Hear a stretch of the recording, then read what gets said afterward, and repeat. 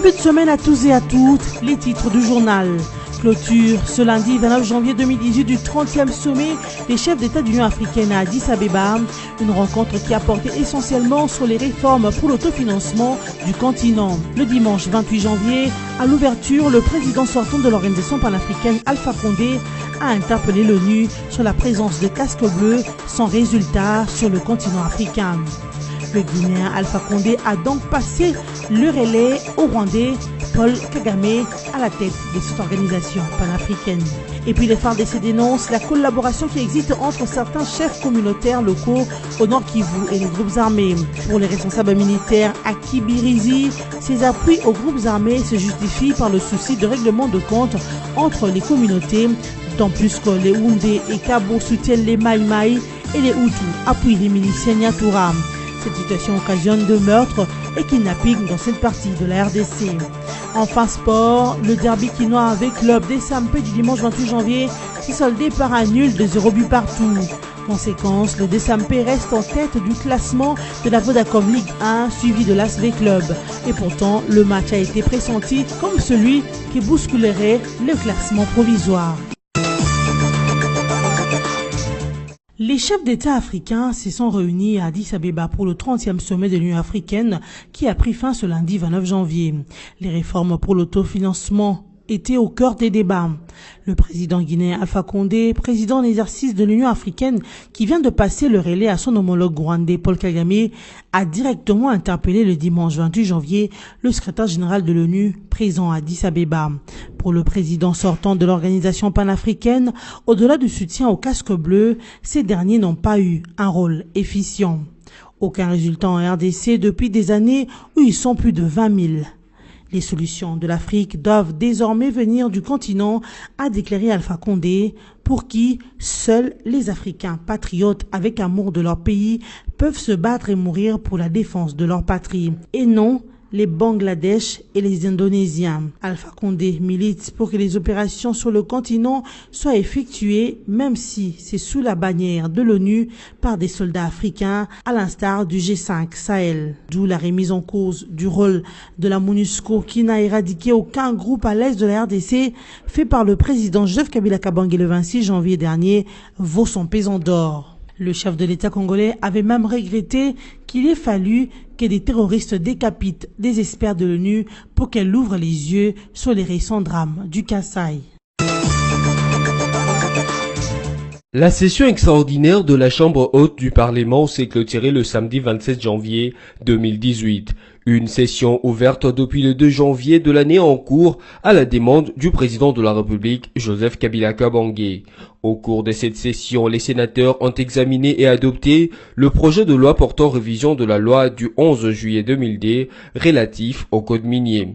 Ils ont voté également le projet de loi portant principes fondamentaux sur le tourisme. Léon Kengo-Adondo a dans son message aux sénateurs invité les représentants de province à profiter de leurs vacances parlementaires pour sensibiliser leurs électeurs à participer massivement aux prochaines élections dont la date du début dans les calendriers a été fixée le 23 du mois de décembre de l'année en cours par la CENI. Notez en plus que la commission mixte paritaire Assemblée nationale Sénat a aplani également les divergences concernant la fixation du montant du capital social à 40% des ressources nécessaires, l'évaluation et la valorisation des titres miniers, la quotité des recettes des ventes à rapatrier fixée à 60%. Il y a collaboration entre certains leaders communautaires, locaux et de groupes armés qui opèrent dans les territoires de Rutshuru. La dénonciation est du commandement de FARDC à Kibirizi dans un rapport remis au chef de la chefferie de Buito le samedi 27 janvier 2018. C'est lors de son itinérance dans la zone en proie à l'activisme de groupes armés en compagnie de la délégation mixte MONUSCO, gouvernement provincial. Pour les responsables militaires de Kibirizi, le Houté et le de Kobo soutiennent le groupe Mai Mai, tandis que certains leaders Hutus appuient le milicien Nyatura. Selon l'analyse de responsables militaires, ces appuis aux groupes armés se justifient par le besoin des règlements de compte entre ces communautés. C'est ainsi qu'il y a des assassinats, meurtres et kidnappings dans la zone, selon les conclusions des responsables militaires. Des circonstances de moment imposent des liens d'affaires entre les habitants de la zone et le groupe armé, diagnostique Dieudonné Ngunka, le président de la société civile. Pour lui, la population ne collabore pas avec le groupe armé, mais elle subit leurs lois lui exigeant de payer mensuellement et de leur donner du sel. C'est quand la population se rend dans ses champs. Dieudonné Ngunka exhorte l'armée à chasser les miliciens pour que cette situation cesse. De son côté, le directeur de cabinet du ministre provincial de l'Intérieur évoque les opérations militaires lancées par les autorités visant les forces négatives qui sévissent partout à Beni, Lubero et Rutshuru. À l'en croire, la situation va prendre fin. Débiteur du Fonds de promotion de l'industrie, un sujet belge a été arrêté au Beach Ngobila à Kinshasa alors qu'elle s'apprêtait à quitter le territoire congolais. Cette femme entrepreneur belge, sous le coup d'une action judiciaire à son encontre, avait été citée dans le rapport d'enquête parlementaire sur la gestion du FPI comme promotrice n'ayant jamais réalisé le projet pour lequel elle avait obtenu un financement de 3 millions de dollars américains pour réaliser une usine de purée de tomates et de jus. Informé de la plainte en son nom, l'infortunée belge s'est organisée pour quitter frauduleusement le territoire congolais. Heureusement qu'elle a été neutralisée grâce à la vigilance et au partenariat solide conclu entre le FPI et les services commis à la sécurité des frontières. La plainte du FPI adressée au procureur général près la cour d'appel de Kinshasa-Gombe indique qu'un vol organisé du titre de propriété appartenant à la dame belge a été perpétré à la fois dans les archives du FPI et auprès des services cadastraux de la circonscription foncière de la Lukunga, et ce en complicité avec des agents non encore démasqués. L'état de santé de l'honorable Gérard Mulumba, dit Gekoko, se dégrade du jour au lendemain, ce qui nécessite une évacuation à l'extérieur du pays pour des soins urologiques spécialisés. Maître Léon Gombois, l'avocat de l'honorable Gekoko Mulumba, l'a déclaré auprès d'un média de la place. D'après l'avocat, l'attestation médicale dont il dispose indique que l'évacuation doit s'effectuer dans le meilleur délai. Pour rappel, l'honorable Gérard Mulumba a été arrêté depuis le 10 novembre 2017, détenu depuis dans les cachots de l'ANER pour outrage au chef de l'État congolais. Il était hospitalisé en urgence depuis le 19 janvier 2018 à la clinique Ngaliema. Étant donné que sa vie humaine est en danger, une demande de mise en liberté provisoire a été introduite au parquet en sa faveur. Selon son avocat, c'est plutôt l'appareil judiciaire qui fait retarder l'opération. Entre-temps, l'état de santé de son client se dégrade. Du reste, l'avocat de Gekoko Mulumba a déclaré avoir sollicité et réitéré leur requête déposée au parquet. Mais jusqu'à présent, aucune réponse favorable leur a été réservée. Le médecin coordonnateur du programme élargi de vaccination PEV dans la province de la Chopo a relevé le samedi 27 janvier à la presse que plus de 120 enfants sont morts à la suite du tétanos maternel et néonatal entre 2016 et 2017 dans la province de la Chopo. Ce, en prévision du lancement dans les prochains jours de la campagne de sensibilisation contre cette maladie dans les 4 zones de santé affectées de la province. Le tétanos néonatal est dû au Clostridium tetani, une bactérie qui pénètre par une blessure ouverte ou une inoculation. Un nouveau-né peut être infecté par la bactérie du tétanos à cause de pratiques insalubres lors de l'accouchement, comme celle de couper les cordons ombilicaux avec des instruments non stérilisés ou de la panser avec des matériels contaminés, a indiqué le médecin. Il ajoute par ailleurs qu'à la Chopo, les accouchements à domicile, la médiocrité des services de vaccination, des services obstétriques limités et non hygiéniques ou encore inexistants sont parmi les causes de la recrudescence de cette pathologie mortelle. Le grand derby quinois qui a opposé l'association sportive The Club au Daring Club Motema Pembe le dimanche 28 janvier 2018 au stade de Martyrs de la Pentecôte s'est soldé par un nul vierge. Ce pour le compte de la 12e journée du 23e championnat de la Lina Foot devenu Vodacom Ligue 1. Un match pressenti comme celui qui boosterait le classement provisoire vu que l'AS Vita Club était à 4 points du leader d'SMP dans cette zone de développement. Malgré sa belle prestation sur plusieurs phases de jeu, l'AS Vita Club n'a pas pu prendre sa revanche tant attendue pour ses supporters en marquant ne serait-ce qu'un but. Les amoureux du football qui s'étaient donné rendez-vous au stade de Martyrs ont été quelque peu déçus par ces résultats paritaires qui ne reflètent pas la physionomie du match. Tout compte fait, le Daring Club Motema Pembe garde la tête du classement avec 30 points contre 26 points de l'AS Vita Club qui toutefois a un match de retard. Messieurs, c'est la fin de ce journal, mais avant de nous quitter, voici le rappel de principaux titres. Clôture ce lundi 29 janvier 2018 du 30e sommet des chefs d'État de l'Union africaine à Addis Abeba.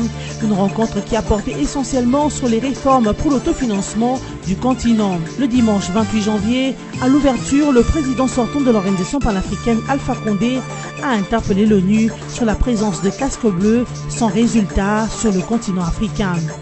Le Guinéen Alpha Condé a donc passé le relais au Rwandais Paul Kagame à la tête de cette organisation panafricaine. Et puis les FARDC dénoncent la collaboration qui existe entre certains chefs communautaires locaux au Nord Kivu et les groupes armés. Pour les responsables militaires à Kibirizi, ces appuis aux groupes armés se justifient par le souci de règlement de compte entre les communautés, d'autant plus que les Houndé et Kabo soutiennent les Mai Mai et les Hutus appuient les miliciens Nyatura. Cette situation occasionne de meurtres et kidnappings dans cette partie de la RDC. Enfin sport, le derby quinois avec club des Sampé du dimanche 28 janvier s'est soldé par un nul de 0 but partout. Conséquence, le Desampé reste en tête du classement de la Vodacom Ligue 1 suivi de l'ASV Club. Et pourtant, le match a été pressenti comme celui qui bousculerait le classement provisoire. Ainsi se termine cette édition d'information. Merci de votre attention soutenue.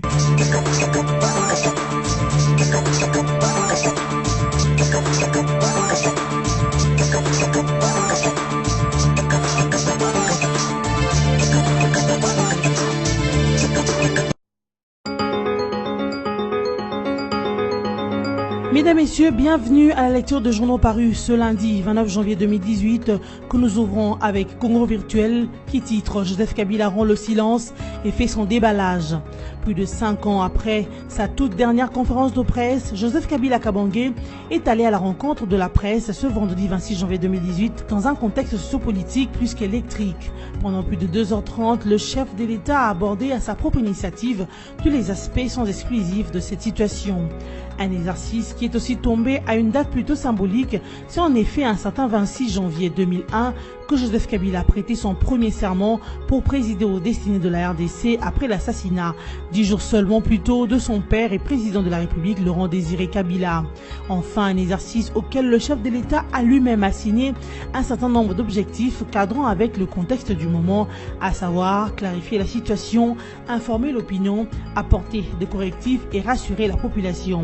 Des objectifs qui, toujours selon Joseph Kabila, étaient dictés par le fait que depuis plusieurs années, on a tout dit sauf la vérité, on a beaucoup parlé de négatifs sur la RDC sans aborder ses aspects positifs.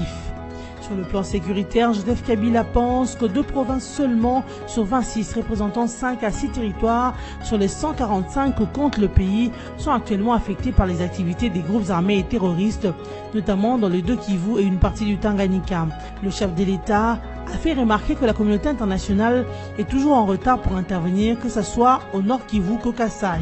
Sur le volet politique et du processus électoral, le chef de l'État a de nouveau assuré que les élections auront bel et bien lieu selon le calendrier ad hoc. Même fermeté dans le volet diplomatique tout en privilégiant une approche de concertation pour régler quelques différends qui existent avec certains voisins de la RDC.